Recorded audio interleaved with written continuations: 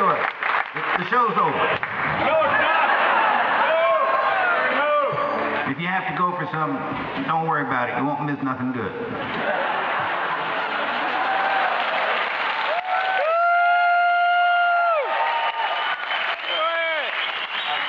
Embarrassed, ashamed for the family history and traditions you can imagine. And not only that, my bike has been sitting home now in the woodshed for about 2 years. I mean, we're on the road about 10 months a year. Every time we get back in the last couple of years, it'd be rain, snow, sleet, hail, fog, mist, something like that, ice storms, or whatever. We stay home for a couple of days enduring that, and then take off again for another few months, wistfully looking at the thing as it passed by in the woodshed. My wife felt so bad for me. Recently, she moved it into the living room.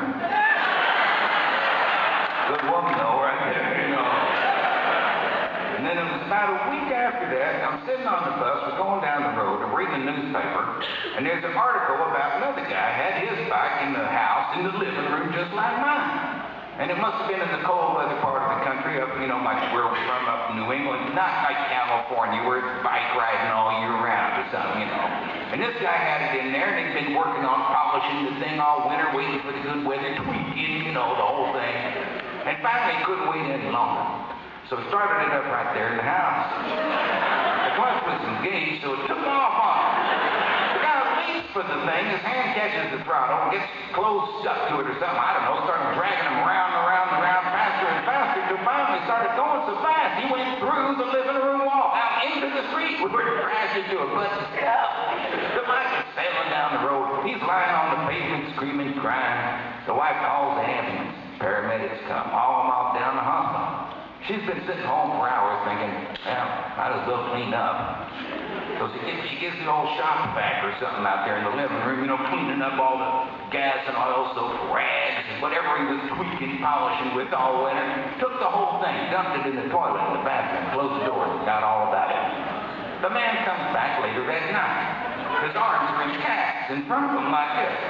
He's walking in thinking, this would be a good time going to the bathroom, light up a smoke or something. You couldn't make this up. Somehow the guy gets the match lit in the bathroom. There's a huge explosion. The fumes have been building up in there all day. I mean, put this in your mind. The man is now flying through the air with his arms in front of him. His butt is on fire. He's flying so fast he blows through the bathroom door, down the hallway, into the living room where he started earlier that morning. Screaming again. The wife calls the ambulance, paramedics come. It's the same ones who was there earlier that day. They're laughing so hard as they haul him off on the stretcher, they trip and drop him on the pavement where he breaks even more stuff. This song is for that guy.